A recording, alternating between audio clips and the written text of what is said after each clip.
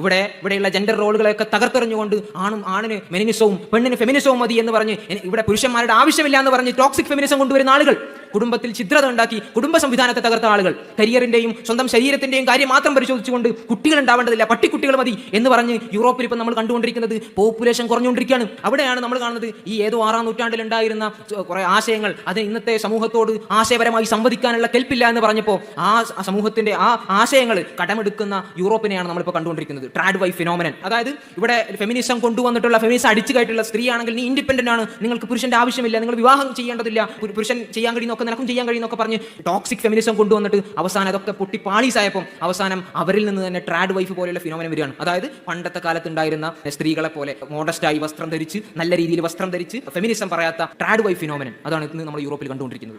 ഈ രീതിയിൽ ഇവർ എന്തിനാണോ പഴഞ്ചൻ എന്ന് പറഞ്ഞത് അത് ഇവർക്ക് തന്നെ അഡോപ്റ്റ് ചെയ്യേണ്ട നിലയ്ക്കേക്ക് ഇവരെത്തിയിരിക്കുന്നു എന്നുള്ളതാണ്.